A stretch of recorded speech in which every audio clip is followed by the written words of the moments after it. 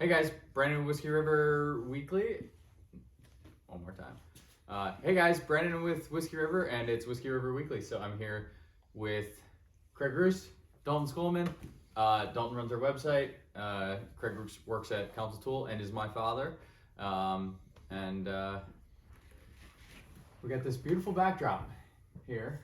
And I figured, why not do a Whiskey River Weekly with both of them, since most of the time it's just me with a bobbling head rambling into the camera on Fridays and telling you some updates.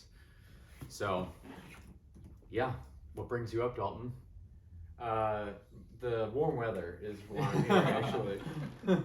No, I'm going to be skiing in the American Birkebeiner tomorrow morning, and I don't know how to ski. I've gotten to ski 3 times total, so 35 miles uphill will be pretty fun tomorrow in like, was it like -4 degrees right now? 1 degree, something like that? Yeah, single digits for sure. And on some fresh powder because it just snowed. We got 18 inches here yesterday. And it's very, very light, fluffy snow. So, yeah, no, I was like I was telling your dad, I was like, I thought I was good at driving in the snow, and then yesterday it was just like, couldn't do it. Like, basically, I was gonna Donner Party myself. And then I stopped at the gas station to get like windshield wiper fluid because I ran out using it, like blasting all the salt off my windows. yeah. And I overheard 2 people talking, going like, "Oh yeah, but this is like really, really passable snow, which is nice. There's a lot of it, but it's easy to drive in." And I was like, "Okay," like tail tucked between my legs, heading back to my Airbnb. Like, That's funny. My truck got squirrely a little bit when 2-wheel drive, but once I put in 4, then it all came back again. Yeah. Well, so Dalton's gonna be doing the Birkebeiner tomorrow. If you're not familiar with the Birkebeiner, it's like a cross-country skiing event. Yep. That goes from Hayward to Cable. Cable to Hayward. Or Cable to Hayward, backwards on that. And it brings people from all over the world. And people travel from super, super far distances. Very, very avid cross-country skiers participate in this, and it's just like a giant party. It's kind of like the winter party of the Northwoods. They yesterday they had, it was the Birkie, which is like ski joring, like with dogs attached to you. The junior Birkie, which is for kids, and then that night they fill like the main street in Hayward with snow. And they have this competition that's like they call it the Big Ski competition, where it's 2 massive skis and you've got a team of 6 people that have to work in unison to ski across the finish line. And I guess that's pretty fun to watch. On Main Street? Yeah. Interesting. Did you go down you stayed in Superior? No, I've got to drive to to Hayward later today to pick up like my bib and stuff. Yeah. Is this on your bucket list? Because tackling the Birkebeiner out of the gate is epic. Yeah, it seems like a pretty... I've had the people that I rented the skis from were the only people that are like, "Oh, you'll be fine." That's because they want your money. Yeah, everyone else is like, "Are you sure your heart's gonna handle it? Like, are you sure you like having ankles, right? You like." And I figure at the worst it'll be a cold 8-hour slog. It's like there's 80-year-olds who are still doing the Birkebeiner, and yeah, they know the technique, I guess, but like you're pretty fit and Bring a camp chair. Yeah, right. No, I said I should bring like a inner tube sled just attached to my back so I can use that on the downhills. Everyone's like, it's so hilly, and I'm like, well, if it's all hills, that means half of it is downhill. So that's my only saving grace. And I was saying that joke's on you because Cable's like way lower than Hayward. Right? Yeah, I know, right? And I don't actually know. It probably is. But I was like, my only advantage is that my time will probably be faster than people think, only because I haven't learned how to stop or slow down yet. So there's that. There you go. Yeah, I talked to a decent amount of locals, and yeah, it's pretty much a 50-50 split of like, yeah, he'll be fine, or that's crazy. He's stupid. So my cousin and uncle have both done it, and it's like, albeit they're pretty athletic. But when my cousin did it, I think he got a 6-hour time, and he was like a avid chain smoker, and he said him and his friend who did it were like smoking at the start line, and everyone was just like, scoffing at him. Yeah. And he's like, it was hard, but it wasn't like that hard. Yeah. And the people that were renting the skis to me, they just said go out with the expectation that's going to take you a really long time, and you're probably going to be miserable. Like, don't try to go set any land speed records. Yeah. Don't kill yourself in the first hour. Yeah. Yeah. Slow wins the weight race. Yeah. Yeah, you don't need to finish first. You just need to No, finish. yeah, no. The goal is to finish. Yeah. Yeah. Which is a good goal going into it. Yeah. Well, we're fully supportive, and Yes. we'll be on standby. Yeah. Yeah, you got the disaster relief truck, so I feel completely safe. Yeah, and I got the medic van, so we're good. Yeah. So yeah, yesterday we had a open house gathering, which brought a little bit less people than I expected because of the weather, but the people that did show up had a blast, and we had fun. It was pretty relaxing. We set up a little workstation here, and we talked a lot more than we worked, but we worked on some axes, and then Seth, a customer friend of ours, brought up some axes that he, I guess, meant something to him. I think we're gonna probably at our next event do that as like a everybody bring an axe that has a story, and you get to tell the 5-minute story. It was pretty neat. It was basically his first axe that he'd bought that he really liked as an enthusiast axe, and so that was neat. And Kevin, our electrician friend, he came up and with his wife, and he brought a couple axes that he's been working on, or one axe that he's been working on. So yeah, and then I got to show off the Black Raven because we're going to be hanging that hopefully today on a 30C, so we can get that shipped out to people. But yeah, it was a good old time. We had grilled cheese sandwiches and talked a lot about axes. Yeah. It's a good time. Yeah, It's fun. it's rare because I don't get to talk axes with anybody outside of us. Or like on a Or Facebook online. message. Yeah, Facebook messaging a lot, but and then anybody who I am personally talking about, like in person with, about axes, most of them are like, why wouldn't you just use a chainsaw? It's like the guy at the gas station who sees my shirt I'm wearing or something, So it's always fun to get axe enthusiasts in the same room, and I'm sure a lot of you guys have been to get-togethers or gatherings or even auctions where people congregate, and so it's a really good time. But I forgot, have we talked about like the Black Raven project at all? You just said I haven't. You're No, gonna ship it we can around. talk about it right now. Good. Yeah. So you want to grab that heater? Okay, just turn the thermostat off. It's in that room.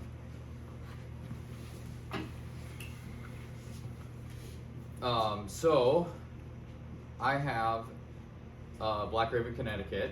This is the Black Raven Connecticut pattern that is from the video that I hung with only an angle grinder. So this is, I think, right around 4 pounds, and it was on a 28C, and I took it out of a 28C, and now I'm putting a 30C into it, and then we're gonna ship this to a whole group of people and kind of do like a chain. I can't remember what they call that in the knife world, where they pass. Oh yeah. It's like a pass around, I guess, of this tool. So each guy in the community can use it, and then after he's done, he will tune it up to how he got it, and then sign the box that it ships in, the wooden box, and then he's going to send it to the next guy. And then at the end, we're going to be auctioning it on our auction site off with everybody's signature in the box, and it's kind of going to be a cool project, and we're going to be donating that money to a foundation of some sort. We're still working on trying to figure out who that's going to be, but that'll be announced closer to the auction. So yeah, it's pretty neat. Kind of a widespread group. There's some bigger YouTubers, there's some smaller Instagram accounts that are super niche, and then there's some friends and family.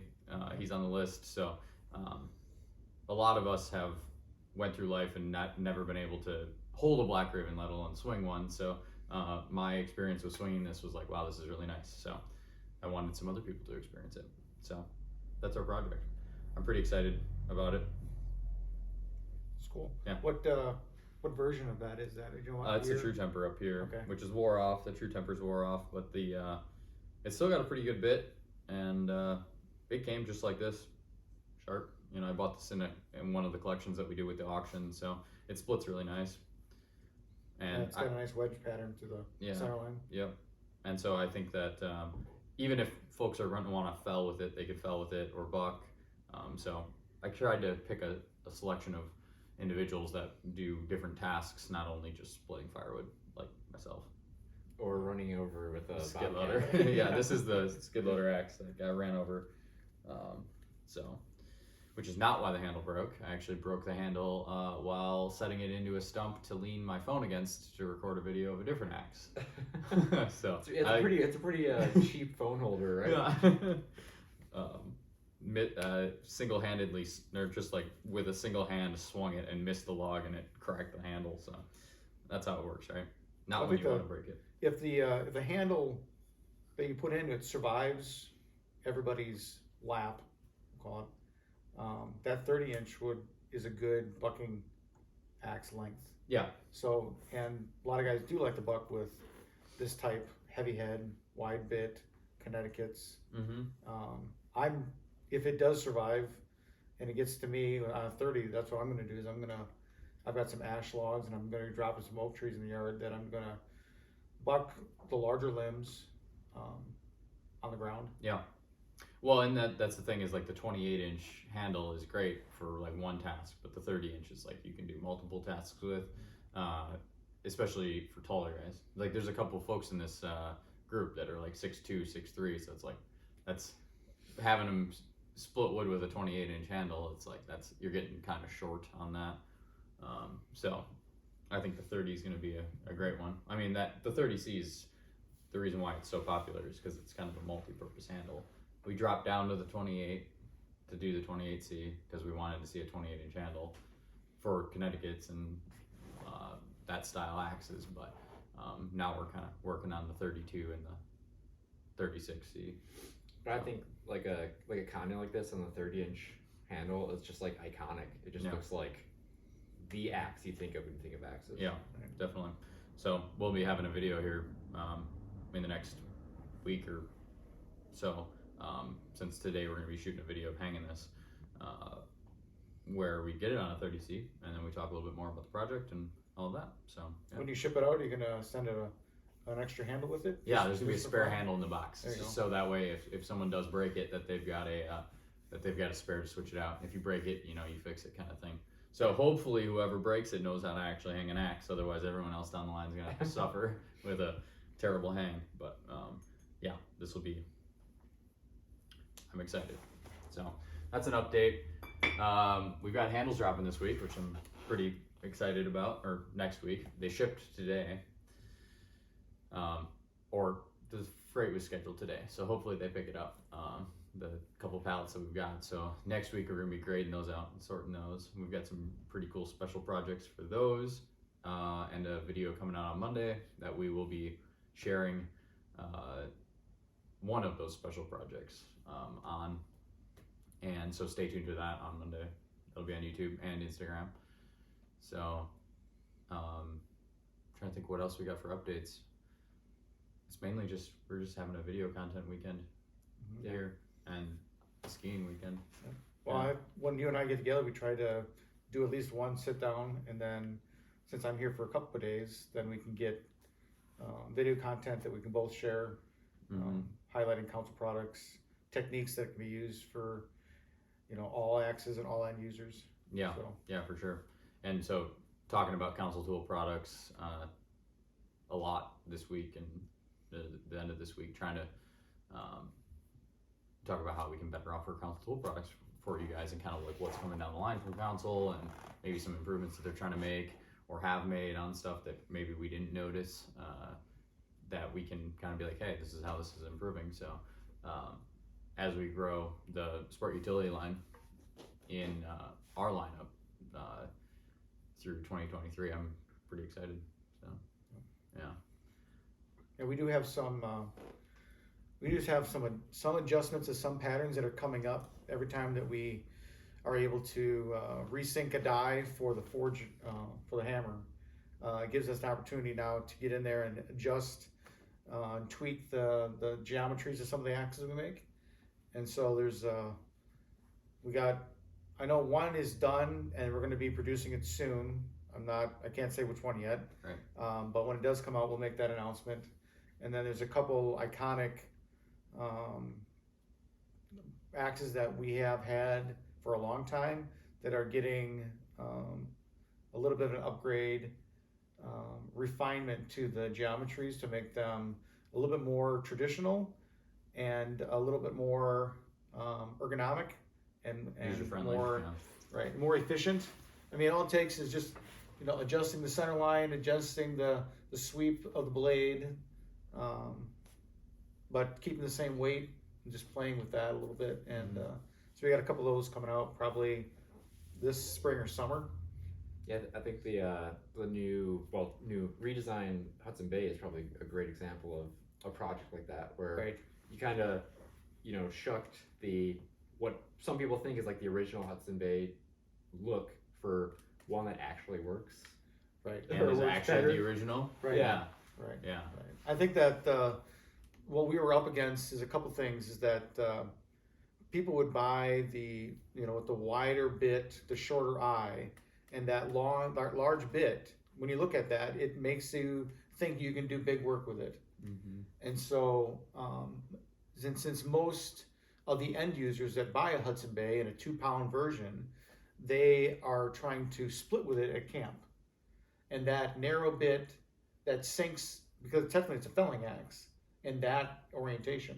It's a limbing and felling axe. You get that stuck in around, and then you're up and down the handle on that short eye, it would get loose really easy. So instead of trying to educate the end user on how that Hudson Bay Shouldn't is be used, or should or we should be. adjusted the axe to mimic or marry how people were trying to use the axe. So if they're trying to split with it, then let's make it a better splitter. Yeah.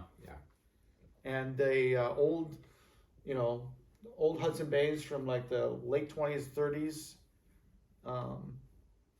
were a good an example. It's like, why not just do a throwback, dial in a little bit to make it our own? Yeah. And I think it's saved that pattern Yeah, for us. I think the previous pattern compared to the new one, where the blade strikes on the new one, it just feels so much more balanced. Like you're actually getting a more complete strike with it than it just seemed like you had too much, almost like leverage, like going away from you with the old one, if that even makes sense. Yeah. It was very blade heavy. Yeah. And so too, when even if you're coming down with it, you're basically having to steer it, to make sure that you are keeping it straight. Yeah. Whereas this one is balanced, so it actually hits straighter, I guess we'll call it. Yeah, definitely. Which then helps your efficiency, helps your accuracy, your overall enjoyment. You're safer. Yeah, it's not zinging off Right. into your leg. So there's a lot of extra benefits to adjusting it for splitting, just to make it just a better, more enjoyable experience. Yeah, the 5-pounder is the other example that is similar in that way, where it's like the 5-pound Dalton has been the same way with Council for a while, and it's been lacking in certain ways that the industry has kind of been like not too crazy about, and them when they took the opportunity to improve it when they resunk the dies, we got the new 5-pound splitter Faller's axe, Right. which is leaps and bounds more enjoyable of an axe than the 5-pounder. That's another example where the axe itself was technically supporting two major markets: the firewood processing guys and the loggers that are dropping trees by driving wedges. So it's those two groups that were basically buying the most of our 5-pounders. Mm-hmm. Well, in each of those examples, the splitters weren't getting as an accurate split, because technically the blade was a very large felling axe blade, not a splitting blade. And the fallers that are driving wedges, because the blade was so long, they're fighting the blade as they're swinging it sideways, and it wasn't balanced. So by balancing it and giving it more of a wedge shape, now we're supporting both of those markets with a tool that is more enjoyable and more efficient to use. Yeah, definitely. Instead of struggling with what we were offering them. Right? Making what you offered work for people Right. or halfway work. It's kind of like the extremes define the means type thing, where it's like it's good for these two very different parties, which means everyone that falls in between there is just going to love the axe or be able to use it Right. really well with hardly any education. Yeah. Right? Yeah, anybody who grabs a 5-pound splitter right now is like, oh wow, this is a nice axe. Even if they're just splitting firewood in their backyard, or like for a campfire or something, they're not like splitting cords and cords a year or whatever. Right. So it's a great tool for that. I mean, it's the same thing with a lot of equipment or tools that you buy. If you when the industry makes a tool for a professional, everybody who is under that skill level or necessity benefits from it. Right. Mhm. Whereas if you make something that, For like a homeowner. for right, sure. Yeah. the professionals are never going to touch it. Yeah, like chainsaws. Right. Perfect example of that. It's like a Poulan wild thing is gonna work just great for a guy who uses a saw once a year to delimb some trees in his backyard. But like a Right. crew is gonna burn that up in like a week on a tree service. So. So that's what council and myself, that's our focus now is to not only just come out with new products, but just take the ones that we have and tweak them when we have the opportunity. And marketing it as new and improved is still a thing, Yeah. and it's done well so far with the ones that we have dialed in. Yeah, So, for sure. It's like, cause we didn't really have a plan to like even market the 5-pound like hardly at all, and all it was after a week or two of getting it in people's hands, it was just word of mouth from that point. Yeah, and just based on our basically first impressions on it, because we hadn't seen it before it really arrived. Yeah, it just so- showed up in the warehouse. We're Yeah, like, and so we're like, cool. we're trying to get this out and use it, and it's like, wow, I'm pretty impressed. So it's just like basically, it marketed itself in the first impressions of us and the first impressions of the first batch of customers that got them, Right. and that's been around since November of last year, so or 2 years ago. So we're going on 18 months of that axe being out. The before that, sales on that 5-pound were really low, and we make over 120 different products, and we have limited labor. Yep. The facility is medium sized. You can't build on it, so we have to kind of figure out which products we're going to keep and which one we're going to cull. And that 5-pound was on the list of possible products that we were just going to discontinue. And I got permission to basically submit a redesign on it, and enough people agreed that it could be done. So it could have been a no-go. Yeah. But I'm glad that the market and the community has rallied around it to help save that 5-pound, even though it doesn't look anything like it. But the fact that weight class in a lineup is still there, Yeah, which definitely. I think is important. Mm-hmm. So Yeah, a lot of people like that sweet spot of 5 pounds. It's like it's just not super heavy, but it's But it's heavy enough also to like do work. it's like heavy. It's at the point of being heavy enough where you start letting gravity do most of the work for Yeah. you. Definitely, Yeah. definitely. especially for like a lot of people who don't spend a lot of time splitting wood, it won't wear them out, and it's enjoyable and they're efficient with it. Yeah. So like I said, it covers a large range of experiences and uses, energy levels of skill. Yeah. Equalizer, Yeah, like a firearm. I don't Yeah. like I don't like Against anything. trees. Yeah, I don't like any. These are present trees. They've been on the top of the food chain for too long. I haven't turned to any other splitting axe, besides this Black Raven, but that's more of just a fun thing. But the 5-pounder's been my main one that just sits next to the stove. It's like, why not? It's just, I don't know. I why change? This is the best one we offer right now Yeah. for a splitting axe on actually splitting up rounds into smaller chunks to throw into the boiler. It's like, And you'd be surprised on how many guys do not like splitting mauls. yeah, If you give an option, because whether they grew up splitting with an axe, or they just depending on what trees and what species of wood they're working with, they don't like a splitting maul. Maybe it's just a little bit too heavy.